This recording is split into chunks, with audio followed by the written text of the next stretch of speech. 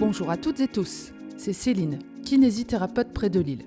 Bienvenue dans ce nouvel épisode de Kinécast de la Fédé, la communauté dynamique et innovante des kinésithérapeutes. Chaque semaine, vous découvrirez les témoignages, les conseils et les astuces de kinés passionnés et engagés sur des sujets qui vous interpellent dans votre pratique et aussi sur l'actualité. Ensemble et avec la Fédé, bougeons les lignes de la kinésithérapie. Bonne écoute! Kiné Actualité est partenaire de Kinécast. Actualité, interviews, reportages, mais aussi formation continue et gestion du cabinet, tout ce dont vous avez besoin est dans Kiné Actualité, le magazine de référence pour la profession. Bonjour à tous. Aujourd'hui, j'ai le plaisir de recevoir Arnaud Barbier. Bonjour Arnaud. Bonjour Céline, merci de me recevoir. C'est moi, avec grand plaisir. Comment vas-tu ? Très bien, écoute, prêt, un petit peu dans l'attente de voir ce que ça va donner. On a cette chance de pouvoir s'exprimer, donc ça va être intéressant de pouvoir éventuellement partager des expériences dans ce nouveau format, au final, podcast. Donc, très heureux d'être là. Tout à fait. Là, le but du podcast, c'est de vraiment prendre le temps de discuter, d'échanger sur, quel que soit le domaine de prédilection de chacun. C'est vrai que ce sera positif, je pense, et ça va être apprécié par toutes et tous. Espérons qu'on va donner de la matière, quelque chose qui puisse aider et accompagner les gens. Oui, tout à fait. Donc aujourd'hui, on va parler d'un sujet qui tient tout particulièrement à cœur, c'est le numérique en santé. Et en venant en tout particulièrement sur le Ségur numérique. Mais tout d'abord, je te propose de te présenter. C'est un exercice toujours un petit peu délicat. Voilà, alors tu choisis le mode de présentation. Écoute, j'ai Arnaud Barbier, histoire de remettre déjà un petit peu, de permettre de mettre une tête sur un nom parfois qu'on peut voir passer, et inversement parfois. Oui. On va avoir tendance à avoir une tête et pas toujours se situer qui est la personne. Je suis kinésithérapeute dans l'Hérault. Sur Montpellier et Bayard, j'ai 2 cabinets.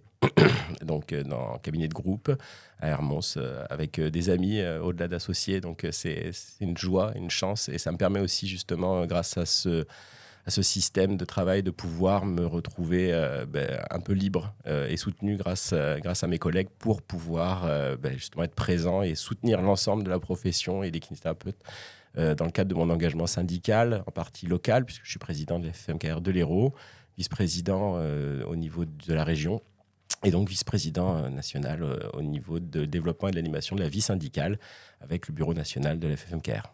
Tu as d'autres fonctions aussi Là, on est déjà pas mal en termes FMKR. Alors derrière, en termes de représentation de la FMKR au sein des différentes instances, je suis membre de l'UNPS, donc l'Union nationale des professionnels de santé, qui réunit l'ensemble des professions médicales et paramédicales pour cette représentation. Et puis, on va avoir aussi derrière des représentations au niveau notamment du Health Data Hub, qui est un élément important. On va le voir en termes de données, on en reparlera plus tard. Et au sein du comité technique de la CNAM, voilà aussi. Et justement, c'est là qu'on arrive à discuter des évolutions sur les éléments informatiques, numériques pour la profession. Donc, tu es kiné depuis combien de temps ? Alors, kiné depuis 2004, donc on a passé les 20 ans. D'accord, ça passe vite. Très, très, très vite. Moi aussi, je suis même un peu plus. 2002, tu vois. Ça se voit pas. Non, ça se voit pas, toi non plus. Merci. Ok. Donc voilà, donc je t'ai invité dans le cadre du numérique en santé et du Ségur. Donc voilà, comment s'est initié en fait ce Ségur ? Alors, on était dans un plan de développement, France 2030. L'objectif, c'était de pouvoir libérer des finances pour permettre justement l'accélération et l'innovation, notamment dans le numérique. Et par cette enveloppe, elle a été dirigée aussi par un soutien européen dans le cadre de ce qu'on appelle le Ségur numérique, avec une enveloppe de 2 milliards d'euros. C'est une grosse enveloppe. Alors, pas que pour les kinésithérapeutes, pour l'ensemble des professionnels de santé, dans le cadre de l'adaptation finalement de nos logiciels au nouvel usage. un sujet en plus en ce moment sur mon espace santé. Donc, le Ségur du numérique, c'est ça. Ce qu'on attend derrière, c'est ce qu'on appelle un mot un petit peu... alors, pour les béotiens, c'est un peu compliqué, mais ce qu'on appelle l'interopérabilité. C'est-à-dire qu'à l'heure actuelle, on avait encore des logiciels qui, chacun, fonctionnait sous son format, avec des données qui étaient codifiées, mais chacune à leur manière dans chaque logiciel. L'idée, c'est que maintenant, on va pouvoir justement transmettre les informations de manière simple entre l'ensemble des logiciels en passant par un hub, on va dire, un espace, un dossier commun qui est mon espace santé. Donc, qui va être un usage où on va pouvoir venir déposer des informations et pouvoir venir en récupérer. Et nos logiciels vont permettre ça. C'est-à-dire vont permettre cet envoi automatique et cette récupération automatique et avoir l'ensemble des données et fournir des données de santé sécurisées. Ça, c'est important parce que ce n'est pas le cas pour certaines plateformes. Là, on est vraiment soumis à une réglementation française avec un hébergement de données de santé validé et labellisé pour la France. Donc, ça s'est mis en place progressivement. Je pense qu'il y a différentes étapes. Ça doit être quand même un gros chantier avec un cahier des charges très imposant. On va avoir 2 temps. Il y a ce qu'on appelle la vague 1, qui a été mis en place d'abord pour les labos, les établissements de santé, les médecins, les pharmaciens, qui, eux, ont eu la possibilité de déposer les informations. Vague 1, on dépose. D'accord ? Et là, les logiciels ont déjà été adaptés à ça pour ces professions, pour ces exercices-là. Et dans l'autre sens, il va y avoir une vague 2 qui va permettre de récupérer, donc d'aspirer les informations. On revient sur ce que je vous disais tout à l'heure, c'est-à-dire ce dépôt et cette récupération d'informations sur le dossier. Nous, les paramédicaux, un deuxième couloir, parce qu'on va parler de couloir dans le Ségur, c'est pour ça que ça se développe, comme tu disais, de manière étagée. D'abord, les premières professions dont on a parlé en premier, et maintenant, les kinés qui, eux, vont intégrer ce couloir paramédicaux, avec les infirmiers notamment, et avec les sages-femmes et les chirurgiens dentistes.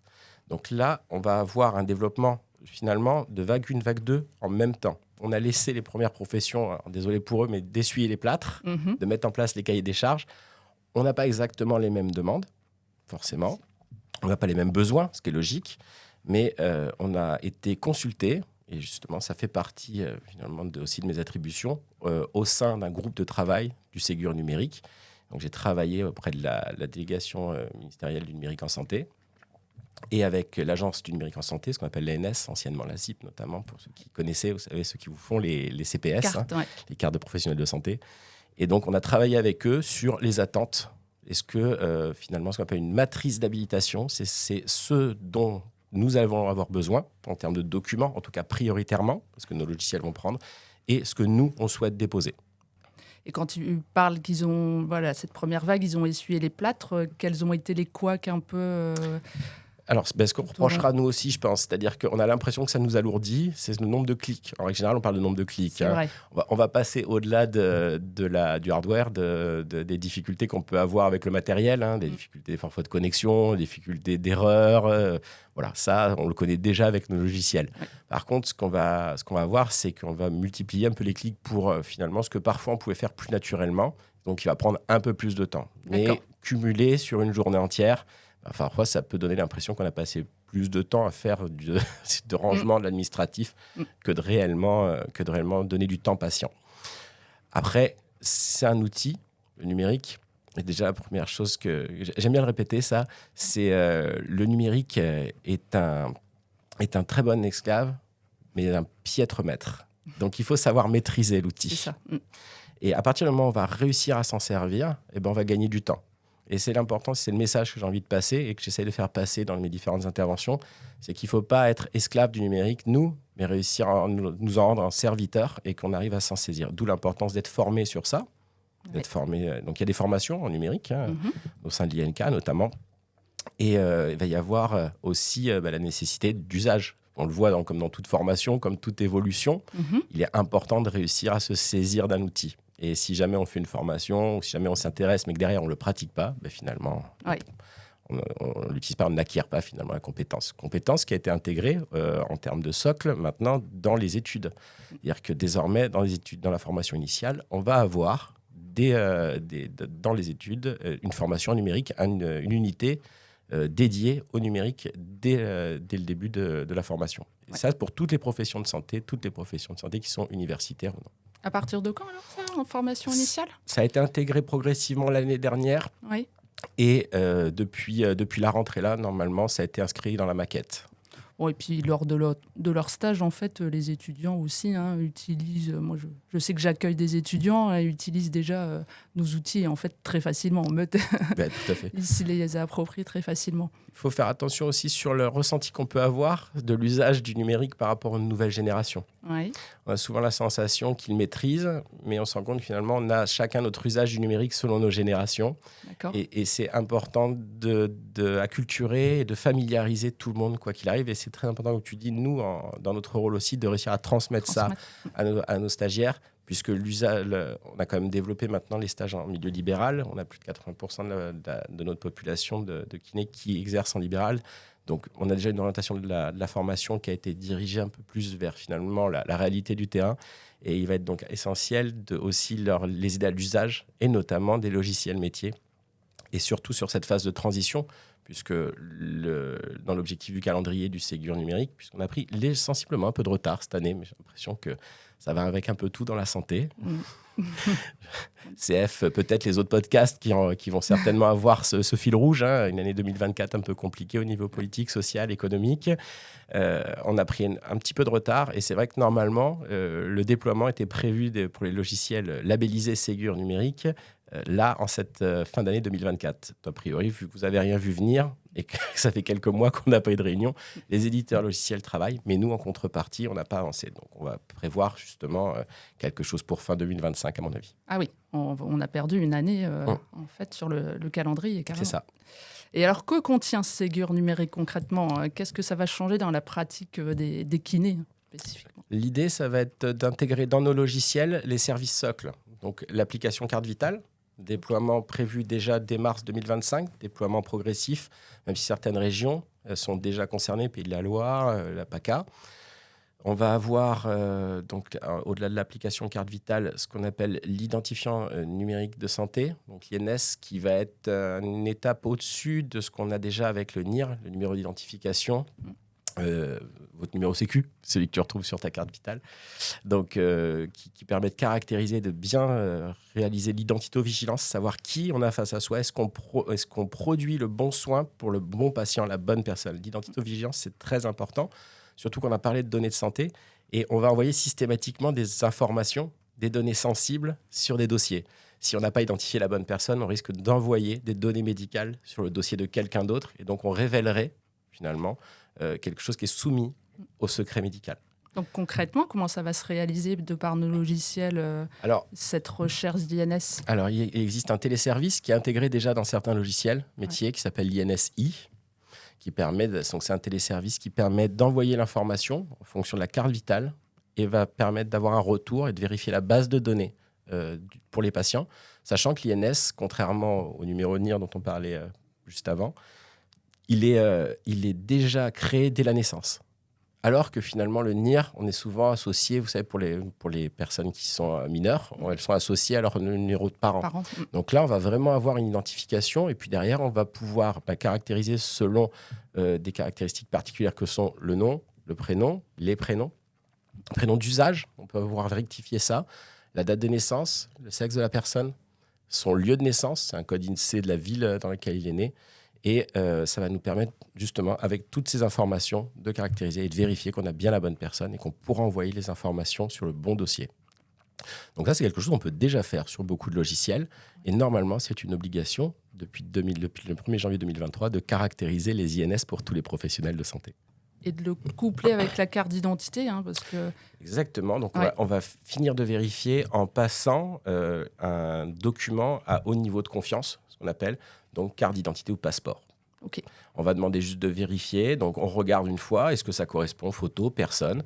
Et là, on est persuadé. Il n'y a pas besoin de conserver une copie ou quoi que ce soit. On marche sur la confiance aux professionnels de santé Et il existe même la possibilité de cocher une case en disant « J'atteste connaître ce patient ». Si vous avez un patient qui vient dans votre cabinet depuis 20 ans, vous savez qui c'est, en tout cas vous pensez savoir qui c'est, vous prenez la responsabilité par contre de marquer que vous vous engagez à reconnaître que c'est la bonne personne. Ouais. Donc ça peut aussi passer ça.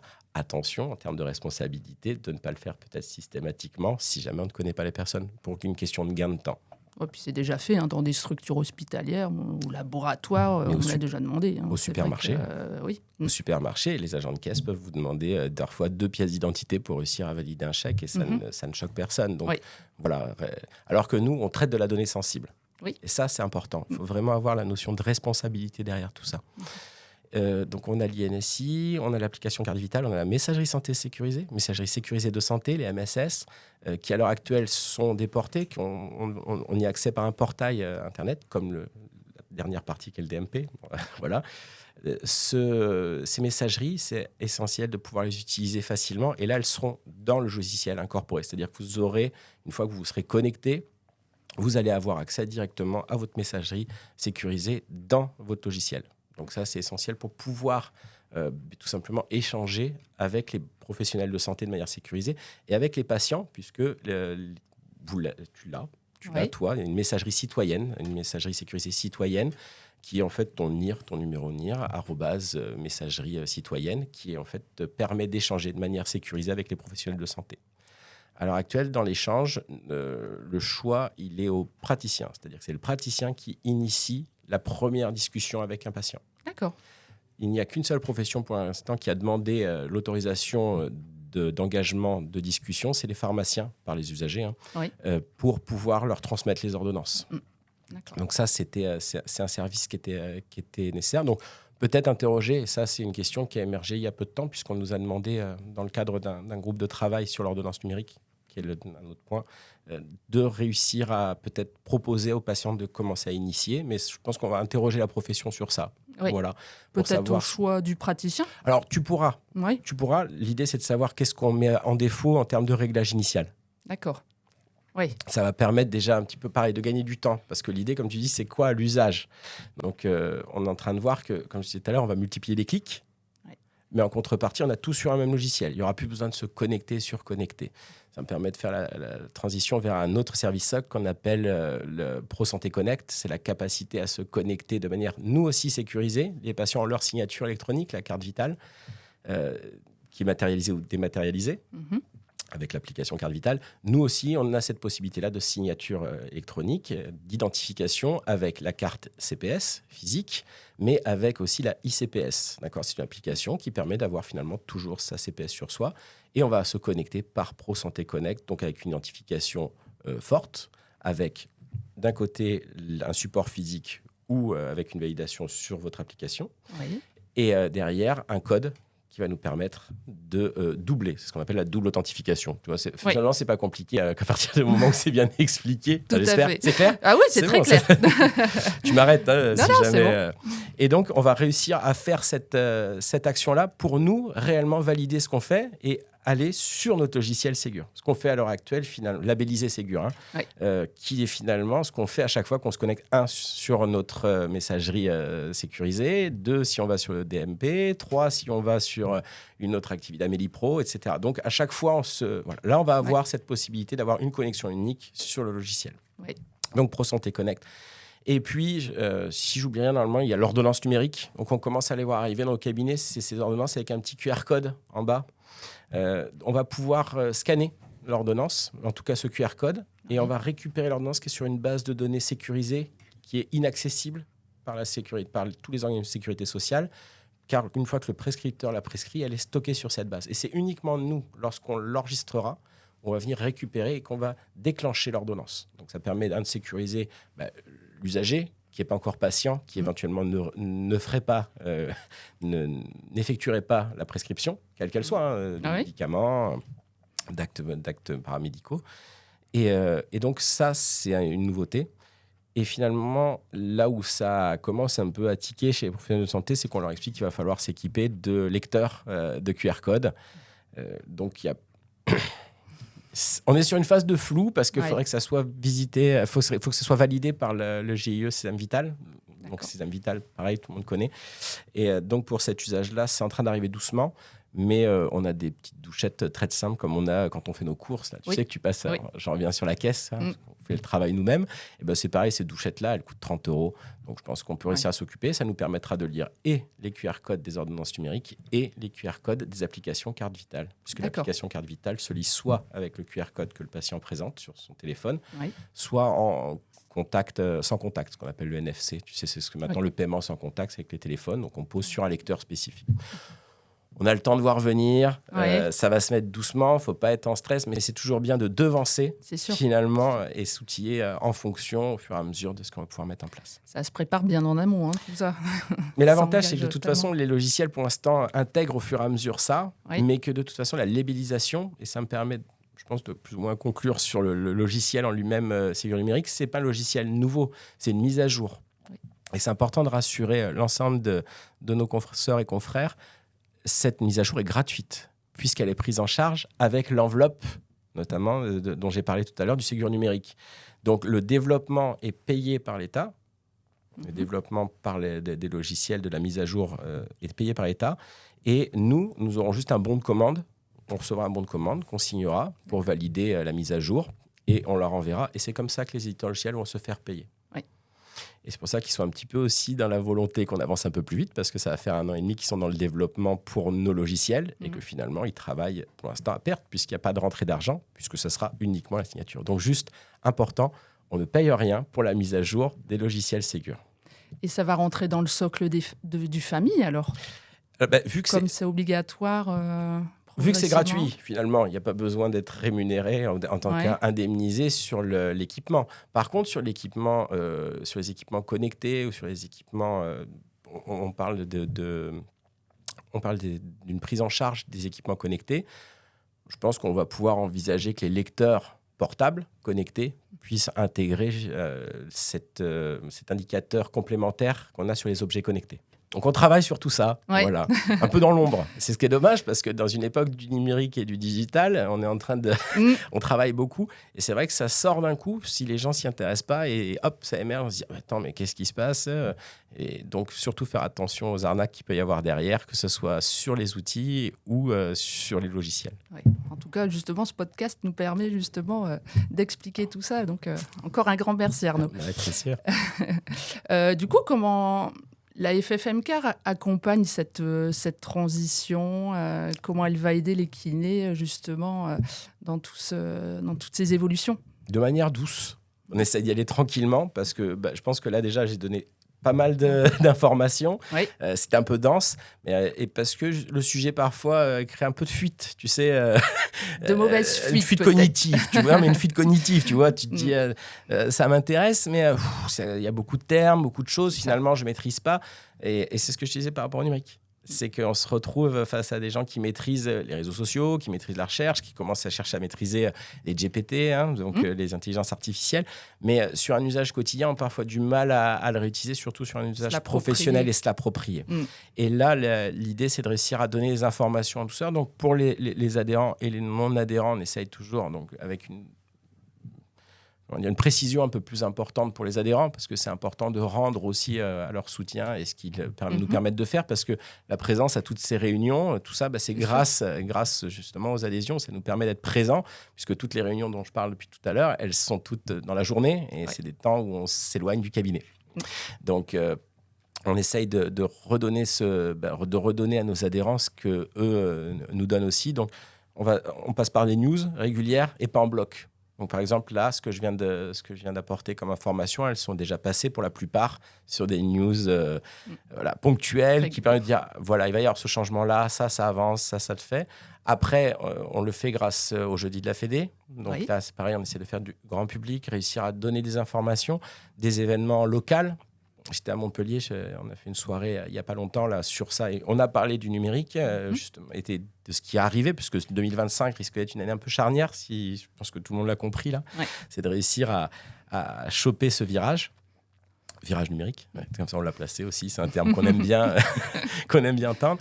Va y avoir sur notre site internet toutes ces informations qu'on va retrouver. Et puis surtout, d'être proactif, c'est-à-dire d'anticiper. Et le fait d'être présent dans l'ensemble des institutions qui travaillent sur les dossiers, ça nous permet aussi de savoir ce qu'il y a, ce qui va arriver, et de l'anticiper en termes de communication. Oui. Voilà. Et de relever les problématiques, en fait. Étant kiné toi-même, tu rencontres ces difficultés, tu as le retour de tes confrères, consoeurs. Donc, forcément, c'est un poids énorme, en fait, vos rôles au sein de ces organisations. C'est ça. Sur le terrain, il faut être une éponge quand on est un représentant syndical de tout ce qui nous remonte, de réussir à trier aussi des fois certaines problématiques qui viennent. J'ai un de mes associés qui dit ça, qui dit souvent en informatique, le problème se situe entre l'écran et le siège du bureau. Et donc, on va essayer vraiment d'intéresser la personne qui se situe justement dans cet intervalle et réussir à le former. Et parfois, le problème, on va réussir à le gérer individuellement, mais ça nous permet aussi, grâce à nos plus de 6100 adhérents du réseau, de regrouper les problématiques et de les faire remonter. Oui. On l'a eu pour un cas, alors même si on s'éloigne un poil du numérique, sur les problématiques qu'il y a eu sur les prises en charge dans le cadre des affections BPCO, où on s'est rendu compte que il y a eu une problématique aussi il y a un problème en termes de responsabilité, c'est que les médecins prescrivent dans le cadre d'un ALD, et c'est nécessaire pour la prise en charge de cette AMK 20 ou 28. Et les ALD sont mal déclarés, parfois, ou tout simplement par erreur, oubli. Le médecin traitant ne cumule pas les ALD et va prescrire en sachant que son patient est ALD pour autre chose que la LD 14, qui est celle qui permet la prise en charge pour l'insuffisance respiratoire chronique, qui est bien codifiée en plus, et qui doit être renouvelée en plus au bout d'un certain délai. Donc parfois, elle n'est pas renouvelée puisqu'il y a une autre ALD éventuellement pour un problème rhumatologique, pour un problème cardiaque. Et donc, on va se retrouver avec des rejets importants, avec des sommes importantes, avec des séquences. On va dire qu'on est sur des séquences de 20 séances. 20 séances fois MK28, je te laisse faire le calcul avec des indus. Ça pique. Surtout qu'on se retrouve avec des indus qui arrivent 1 à 2 ans après, puisqu'il faut le temps du contrôle. Oui. Et on s'est rendu compte qu'on ne pouvait pas interroger le type d'ALD des patients pour tous les professionnels de santé. Aucun professionnel de santé ne peut venir consulter, la base. Sauf peut-être les pharmaciens, mais c'est parce qu'ils ont un système à part. Et donc, on a fait remonter cette problématique, ce problème-là, et on a fait bouger les lignes. Ce sont les kinés, avec la FMKR, qui ont été portés ce problème. L'ensemble de l'Union nationale des professionnels de santé s'est associé en plus en disant mais c'est important pour nous aussi. On parle d'accès direct, ça permet de parler un petit peu aussi de ça. Quand on fait de l'accès direct, on a besoin de savoir, puisqu'on va nous aussi peut-être arriver à on prescrit déjà des choses, donc savoir si c'est dans le cadre du 100% du patient, et puis pour la codification, savoir si on va prendre en charge dans le cadre du 100% du patient. Donc un téléservice va être mis en place en l'espace de 2 à 3 mois par la poussée, par le lobbying qu'on a fait, par le travail politique, l'échange, l'argumentation, l'expertise qu'on peut avoir. On a réussi à avoir un changement, et dès 2025, nous aurons la possibilité d'aller sur Amélie-Pro, par un téléservice, aller vérifier l'ALD du patient avec le numéro de l'ALD à jour.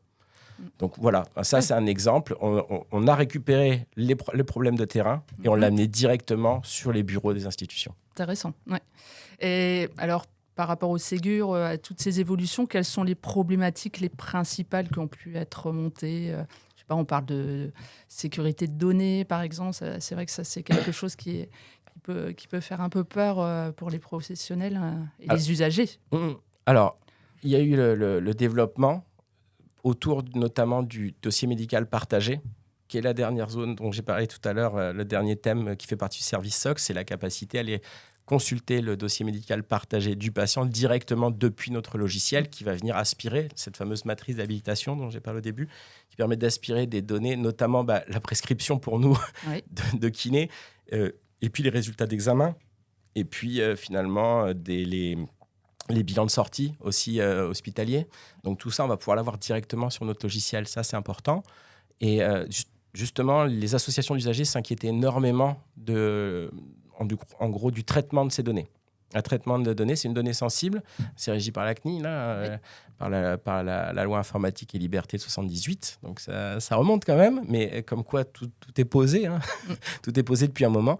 Et les données de santé sont caractérisées comme des données sensibles qui sont parfaitement régies en termes légaux et avec des infractions pénales et civiles dessus. Donc, on a quand même déjà une protection des usagers en partie. Il fallait trouver un hébergeur de données.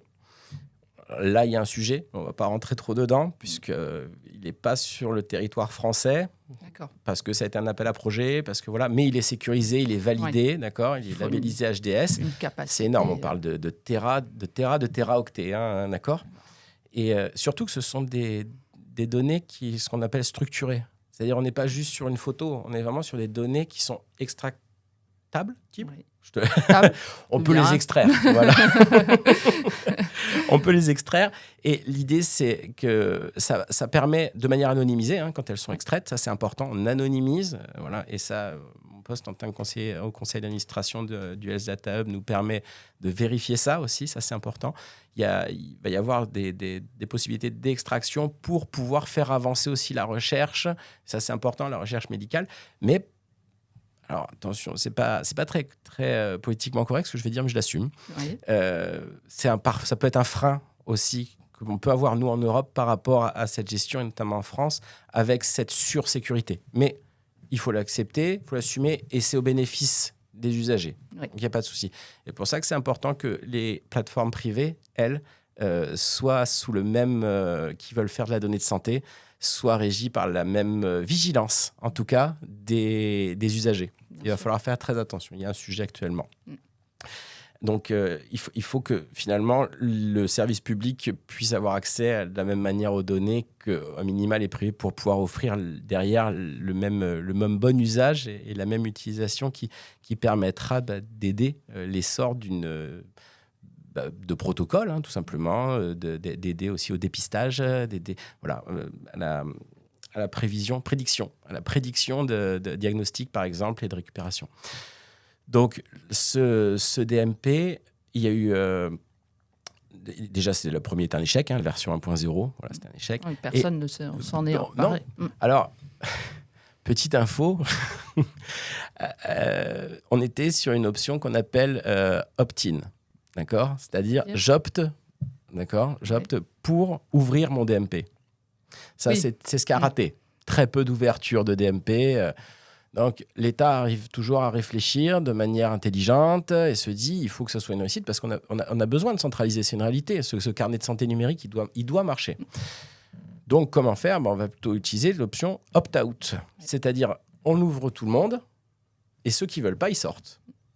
Le droit à l'opposition. Bien sûr. Donc, il y a eu 97... Alors, on doit être à 98% maintenant de personnes qui ont un DMP. C'est énorme sur la population générale. Tout le monde a un DMP, mon espace santé. Oui. Sauf ceux qui se sont opposés, puisqu'ils avaient reçu des courriers ou des mails, voilà. Et on est déjà à 20% de personnes qui l'ont activé. D'accord. DMP. Donc, on voit qu'il y a quand même déjà une différence à l'usage. Mais la seule manière... Les indicateurs qui montrent une réussite, ça va être quoi ? Il y en a deux importants. Le nombre ouvert, du coup, maintenant, utilisé. Et le deuxième, c'est le nombre de documents partagés. Okay. Mais à partir du moment où on est dans une systématique de dépôt, comme je l'ai expliqué dans le cadre de la vague 1, qui est déjà en place, on a un nombre déjà considérable, avec plusieurs... On a dépassé, je crois, les 10 millions de documents déposés depuis l'année dernière, puisque on a fait au premier trimestre 2023 les ouvertures de mon espace santé. Oui. Donc les usagers ont quand même été consultés énormément. Il y a eu beaucoup de pédagogie qui a été faite. Il y a eu une grande conférence sur la donnée de santé qui avait été faite, qui a été animée par Michel Simès, sur un grand webinaire qui était en 2022, il me semble, était 2022. Donc déjà pour expliquer et vraiment rendre accessible aux personnes les informations de comment va être utilisée la donnée. On retrouve énormément derrière de documents et de témoignages sur ça, des usagers, mais aussi des institutions. Et puis, en dernier lieu, il y a quand même la CNIL. Oui. La CNIL qui est là pour vérifier, qui peut être saisie en cas de mauvais usage. notamment dans le cadre de la loi LIL, la loi informatique et liberté de 78. D'accord. Et puis c'est notre rôle aussi, en fait, de relayer ces infos auprès de nos patients, en fait. Nous sommes acteurs de santé publique. Tout à fait. Hein. Nous sommes acteurs de santé publique, c'est important de... On a parlé tout à l'heure de l'exemple de la carte d'identité. Demander la carte d'identité, mais on l'a senti quand on a discuté, mais de quel droit, voilà. Et quand on le ramène à l'utilisation en supermarché, finalement, on est peut-être plus à même de demander un document d'identité à un patient que le demander à un client. D'accord ? Donc, je pense qu'on est légitime. Et ça, c'est important déjà de s'en saisir. Pour la personne, puisque finalement, c'est pour se protéger soi, comme j'ai dit, en termes de responsabilité, mais aussi pour protéger la personne, pour que ces données n'aillent pas sur un homonyme. Oui. Donc, finalement, c'est notre rôle aussi et c'est important. Mais on ne peut bien donner une information aux gens que si nous sommes déjà bien informés. Tout à fait. Donc, il faut se diriger, bien sûr, sur ce qui est déjà transmis en termes de formation, comme j'ai dit, dans la formation initiale et la formation continue. Tout à fait. Donc, tu parlais aussi de formation auprès de l'INK sur le numérique en santé. Oui. Alors, j'ai la chance, pour réussir à valider... conjointement à mon activité auprès des institutions, je pense que c'est important de rester aussi dans le cadre de la formation. Donc, j'ai passé un diplôme universitaire auprès de l'Université de Montpellier en tant que formateur de numérique en santé. D'accord. Pour finalement valoriser et valider ce que je fais sur le terrain. Et je trouvais que c'était intéressant de le faire. Avec l'INK, on a proposé un format de formation continue par module, par thème, puisqu'en gros, il y a 5 grandes compétences, la donnée de santé, le traitement des données de santé, les outils numériques, la cybersécurité, c'est important, il y a un thème là-dessus, on pourra en parler, et les autres thèmes qui sont employés, qui vont nous permettre, dans le cadre du DPC en plus, de recoller à la formation initiale qui va être donnée à l'heure actuelle. Donc on est vraiment là dans l'essence même du DPC. Une de nos compétences. Exactement. Donc, on va réussir à recoller. Et ça permet, derrière, puisque le contenu a été validé par le DPC, de valider comme si vous vous étiez mis à jour de la formation initiale. Donc, moi, j'ai travaillé ces formations-là pour transmettre, finalement, l'essentiel et quelque chose de pratico-pratique. Parce que la cybersécurité, si on ne se l'accapare pas, par exemple, on ne comprend pas ce qui peut arriver. Mais il y a déjà des cabinets médicaux et paramédicaux qui ont vécu des cyberattaques et qui se sont retrouvés à devoir payer des rançons, sur des rançons logicielles pour pouvoir débloquer. Imaginez-vous, un jour, arriver au cabinet, ne plus avoir accès à votre logiciel. Donc, plus vos agendas électroniques, plus d'accès, plus la possibilité, en termes d'organisation, de savoir qui vient quand, plus la possibilité d'identifier les gens, si jamais c'est un premier rendez-vous, et plus la possibilité de facturer. Vous êtes à l'arrêt complet. Et il y a eu des vraies zones de détresse. On l'a eu en Nouvelle-Aquitaine il y a je crois que maintenant ça doit faire 2 ans, une grosse attaque sur les chirurgiens dentistes qui se sont retrouvés dans certains cabinets. Et certains ont payé. Ont payé parce qu'ils se sont retrouvés, alors que c'est la seule chose à ne pas faire. Mais bon, pour retrouver tout ça, on ne va pas développer les thèmes parce que c'est des formations qui sont certes en e-learning et qui sont assez courtes, mais c'est assez dense aussi. D'accord. Et dans les grandes lignes, parce que c'est très technique, comment s'en prémunir en fait? Quels sont les petits tips que tu peux donner Sur quoi? Sur la cybersécurité? Oui. L'idée, toujours simple, c'est que l'invasion, en règle générale, il faut sécuriser son poste. Donc, à partir du moment où la seule ouverture que le poste a sur l'extérieur, ce sont les connexions. Connexion Internet, connexion Wi-Fi. Donc, large, d'accord. Ouais. Bluetooth éventuellement. Les imprimantes sont un bon point d'entrée. Très gros point d'entrée. Et, l'idée, c'est tout simplement prévenir. Moi, je vais parler d'agir déjà. C'est-à-dire, le premier truc que je vous donne, c'est vous déconnecter tout. Vous n'éteignez pas l'ordinateur, mais vous déconnectez tout Internet, Wi-Fi, tout accès. Tout. Comme ça, ça isole et ça stoppe la propagation. Voilà, ça, c'est la première chose. Pour la suite, après, il faut déclarer, etc. Tout ça est bien expliqué parce qu'il y a des fiches. En plus, maintenant, il y a des procédures.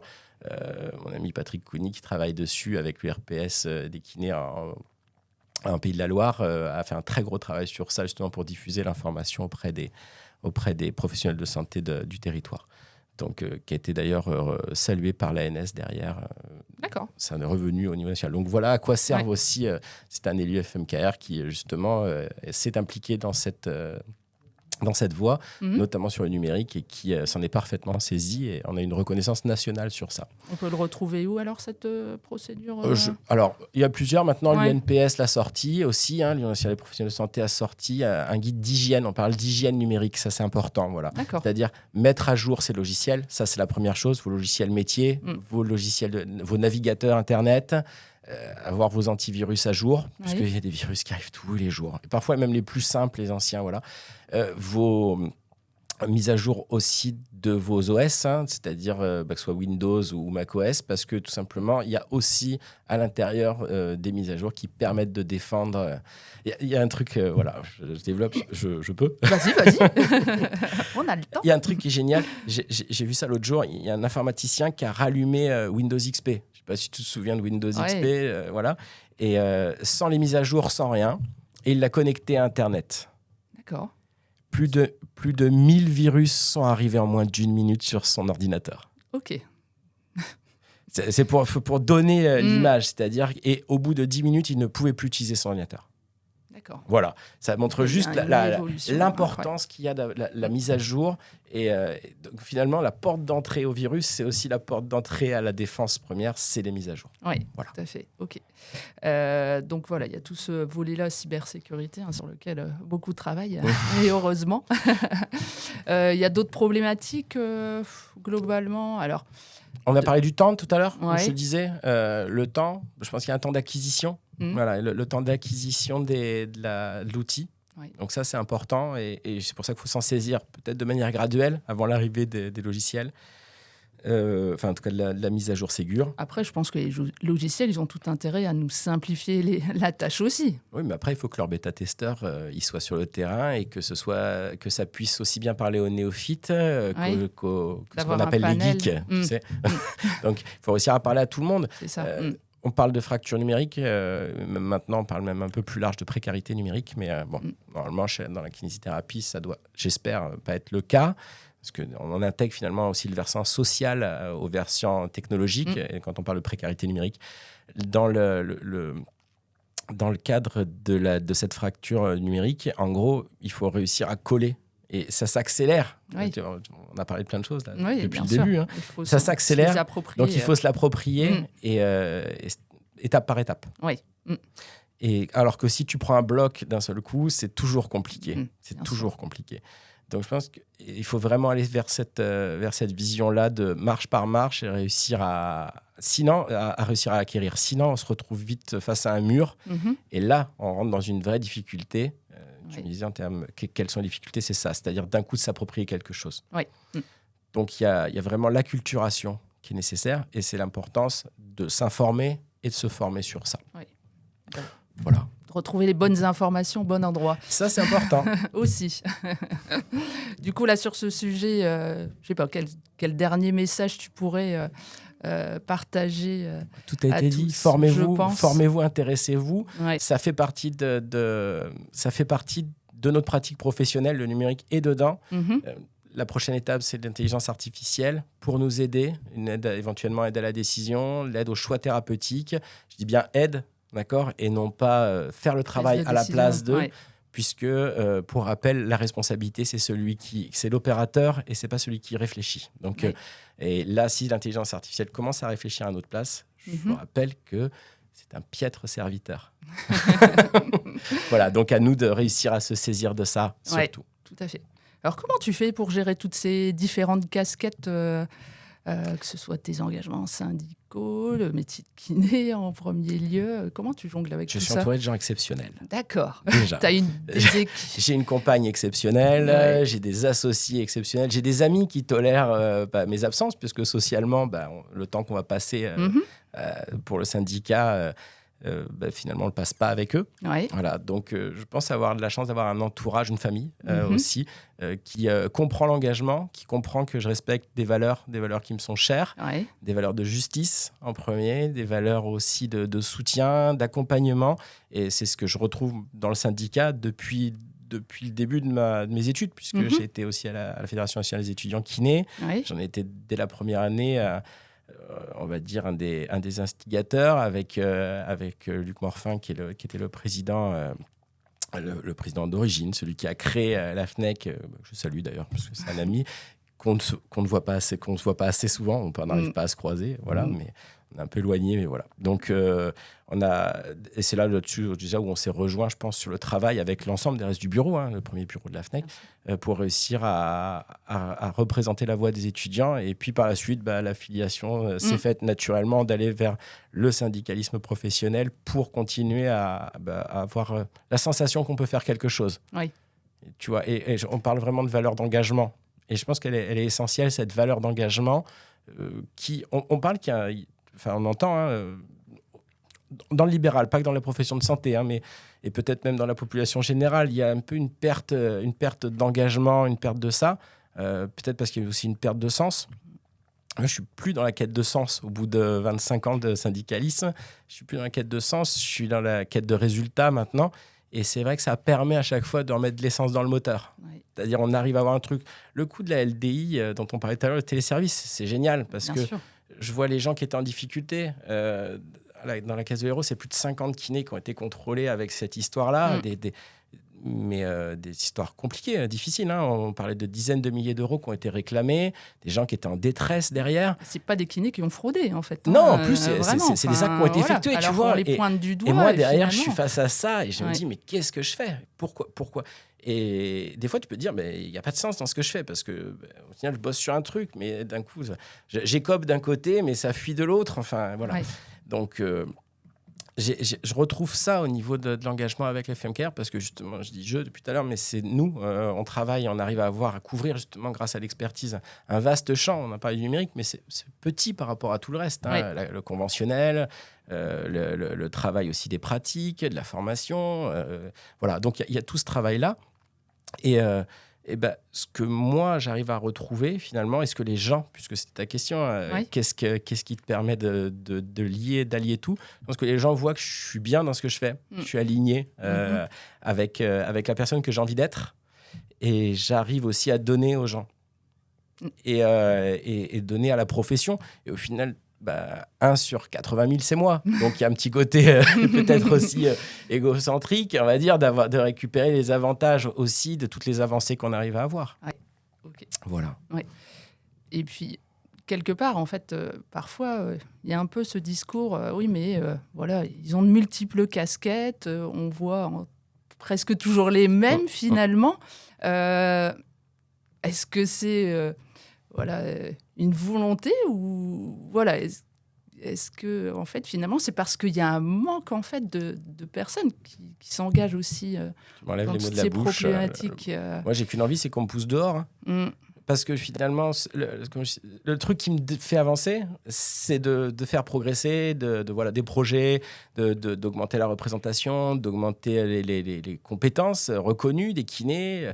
Et voilà. Et si quelqu'un d'autre le fait, mais tant mieux.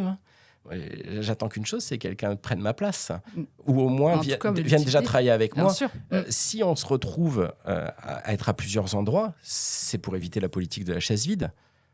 J'aimerais bien voir d'autres têtes. Ouais. Et sinon, d'autres prennent les décisions à nos places, en fait. Ouais, mais l'avantage du fonctionnement démocratique à la FMKR, c'est que déjà, nous, on arrive à remonter la voie. Mais si la voie, elle remonte, mais qu'elle ne va pas se poser devant l'institution d'État ou conventionnelle, ou des sécurités sociales, on se retrouve muet. La profession est muette et on est là pour être un porte-voix.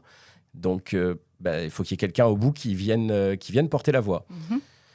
Donc, et il faut des gens à tous les étages. Donc, c'est vrai que parfois, l'avantage, c'est qu'en étant sur le local, puisque on faisait un petit peu le CV, en étant dans l'Hérault, ça me permet d'avoir un accès direct, finalement, là aussi, aux institutions et de porter la voix directement, parce que j'ai eu l'information.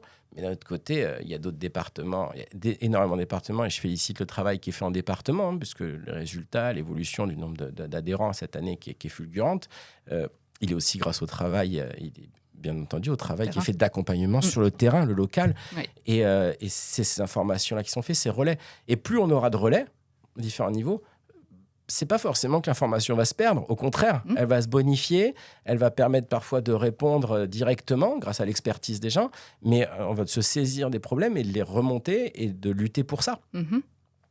Et ce que je souhaiterais réellement, c'est qu'on arrive à avoir un engagement. Je pense que cet engagement, il se fait par conviction.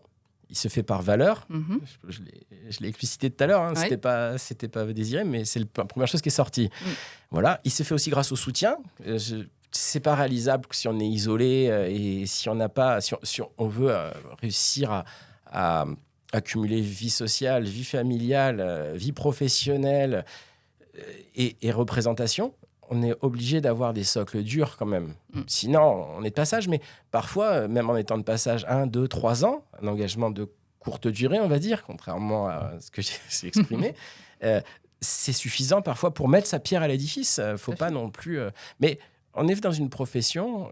alors je ramène au kiné. Hein, on est dans une profession où on voit dans nos traitements...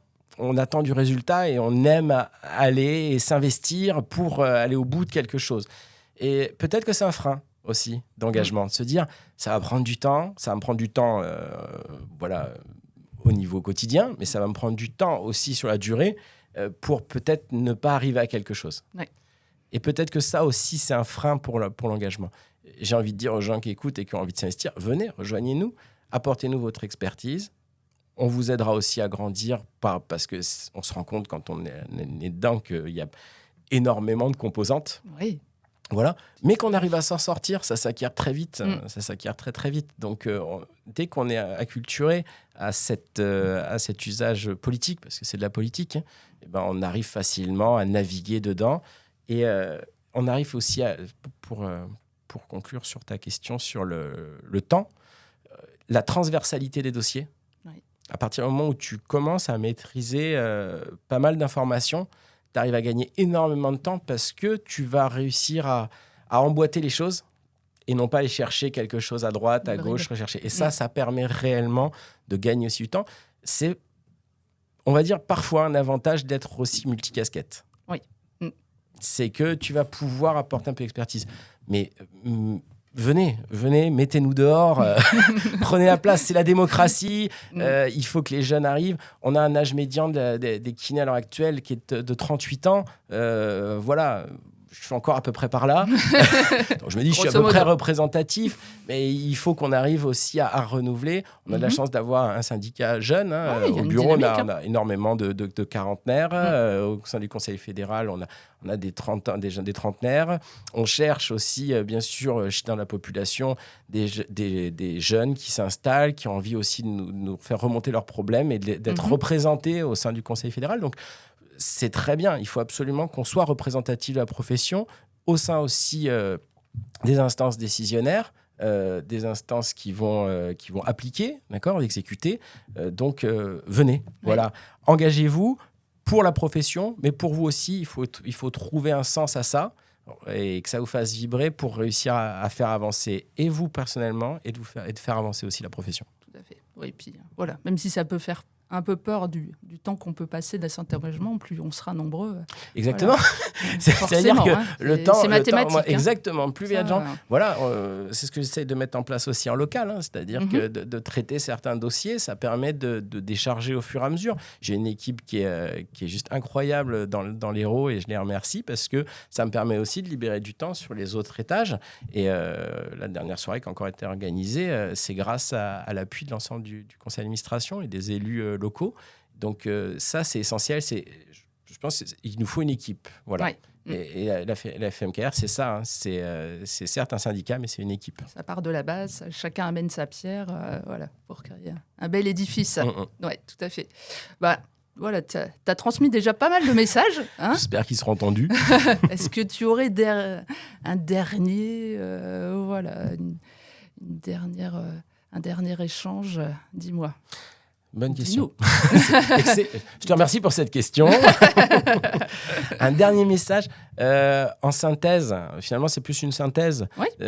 En partant au niveau micro et en allant vers le macro, le numérique, c'est essentiel. Voilà, pour faire vraiment une synthèse de ce qu'on a dit précédemment. Le numérique, c'est essentiel. Parce que notre pratique professionnelle doit être, on doit le faire de manière aisée, de manière vraiment d'avoir cette aisance dans l'usage de tous les outils, d'accord, que ce soit nos mains, notre cerveau, d'accord. Ça fait partie de l'évolution de notre profession. Exactement, ça va être un bras armé, ce numérique, donc il faut continuer à s'y diriger, et surtout essayer de ne pas en être réfractaire, parce que si Si on se cabre devant, c'est fini, ça sera très compliqué. Donc, de toute façon, il est là, il va arriver. Et vous allez voir que, de toute façon, tout sera fait. Vous l'avez compris avec cette option pour le DMP. Tout est fait pour qu'on y aille. Donc, autant y aller de soi-même et devancer.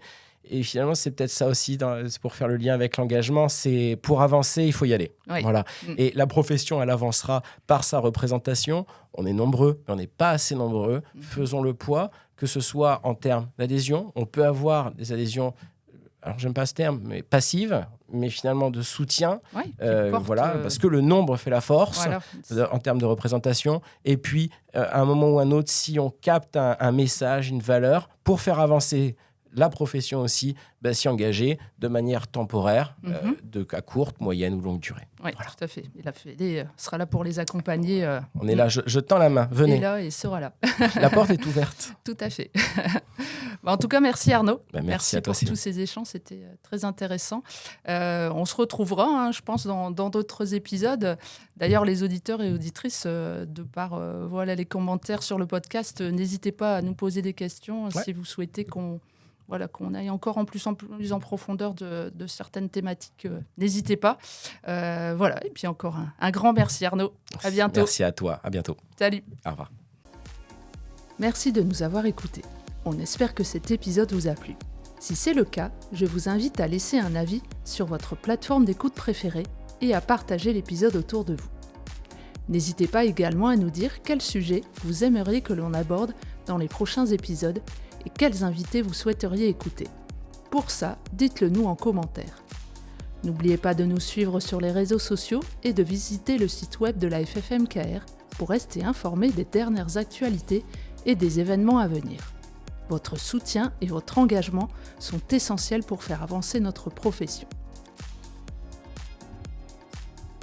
Après des années de disparité, l'harmonisation des frais de scolarité en institut de formation en kinésithérapie avance concrètement et les discussions s'accélèrent. Dans le prochain épisode de KinéCast, j'échange avec Thomas Pratt qui nous dévoile les coulisses de ces discussions, les avancées concrètes et ce qui pourrait changer prochainement. Un épisode à ne pas manquer pour comprendre l'avenir de la formation en kinésithérapie. À jeudi prochain sur KinéCast. Kiné Actualité est partenaire de KinéCast.